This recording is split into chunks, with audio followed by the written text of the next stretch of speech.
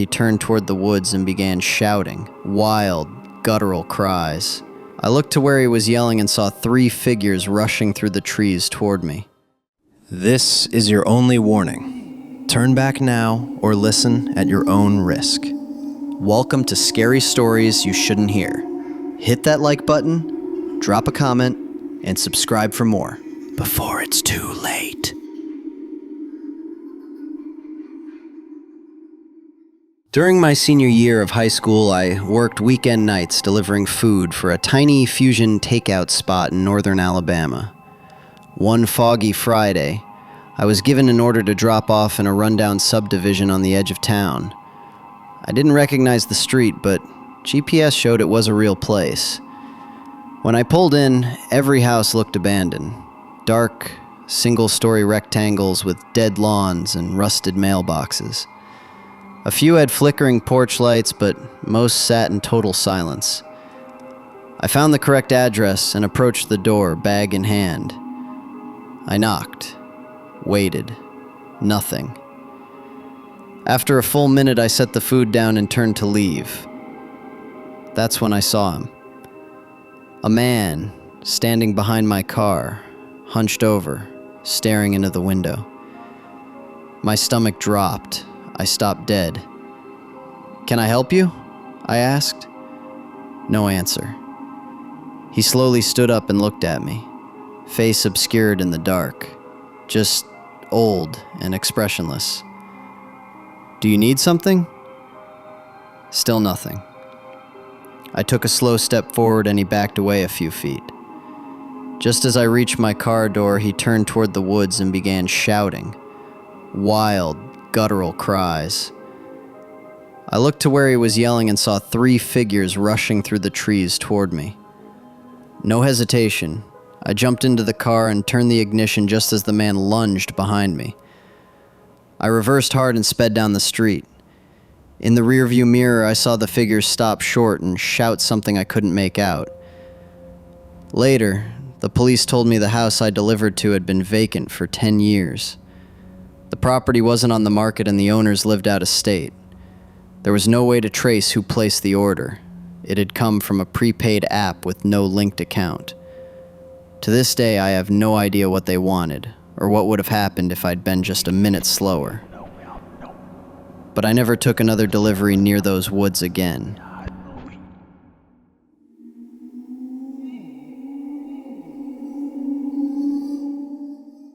Back in my 20s, I worked nights at a small grocery store called Hollow Mart in eastern Kansas. It was one of those off-brand, quiet places with barely any foot traffic.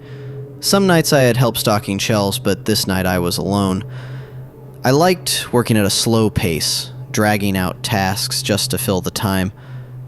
Around 1 a.m., I was knee-deep in canned goods when a sharp knock on the front door startled me. I peeked around the aisle and saw a man in a black hoodie standing outside.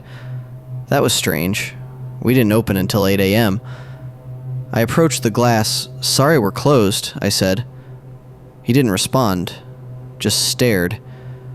I pointed to the store hours sign. He stood motionless for another beat, then turned and walked into the darkness. I watched him disappear. He hadn't come from a car. That should have raised red flags, but I chalked it up to confusion, or maybe someone lost. I went back to stocking and eventually took my break. Half an hour later, refreshed and ready to finish up, I walked back toward the front. That's when I saw him again. Just briefly, walking across the opposite aisle. My breath caught. He hadn't seen me. I ducked behind the shelves, heart racing. I listened as his footsteps echoed through the store, heading back toward the break room I had just left. I was paralyzed with fear. Then suddenly, he sprinted out. I heard pounding footsteps, faster and louder. I bolted down the nearest aisle as he gave chase. Keys in hand, I ran to the entrance, hands shaking uncontrollably as I struggled to unlock the door. Just as I flung it open, a deafening gunshot cracked through the air. I didn't look back. I ran around the building, dove into my car, and called 911 from the floorboard. The man was gone when officers arrived, but they found the rear door smashed open with a crowbar. Worst of all, they found a bullet lodged in the wall, right where I had been seconds before. To this day, they don't know who he was or why he snapped. Maybe it was random, maybe not. I didn't care. I never returned to that store again.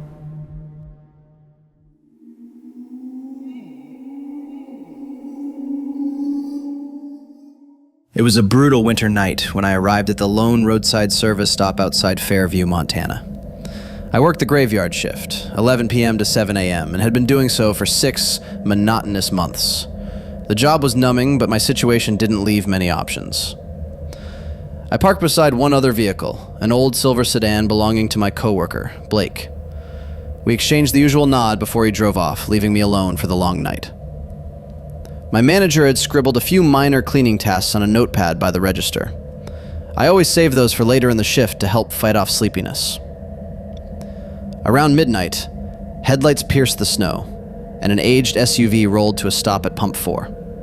I barely glanced at it before going back to my phone, expecting them to fill up and leave. But they didn't.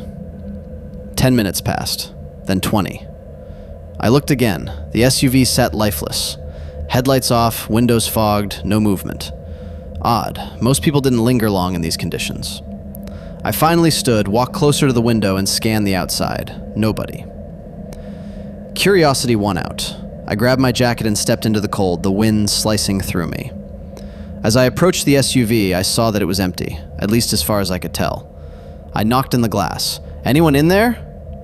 No response. My breath fogged the window as I leaned in closer. Still nothing. Turning back toward the store, I noticed footprints veering toward the side wall. They had to have come from the SUV, but didn't lead to the front entrance. Instead, they curved around the side of the building and vanished into the snow. Unease settled in my gut as I stepped back inside, hands trembling from the cold. Barely a minute passed before I heard a loud thud echo from the rear hallway. I froze, then slowly crept toward the source. Melted slush puddles dotted the floor. My eyes followed the wet trail into the supply room, where I saw a shadowed figure standing between shelves. A tall man drenched in snow with a thick beard and empty eyes fixed on me. My heart stuttered. I backed out in silence and grabbed the store phone, whispering a call to 911. I stared at that dark doorway for what felt like an eternity, but the man never moved, never followed. When the police arrived, they searched the store thoroughly and found nothing.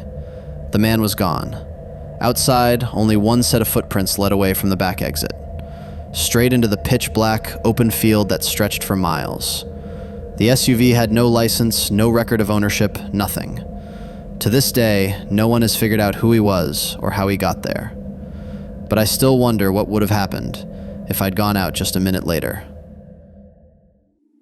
If you've made it this far, maybe you were meant to hear it. This was Scary Stories You Shouldn't Hear. If these stories found you tonight, let them find you again. Hit that like button, drop a comment, and subscribe for more. If you dare. Subscribe.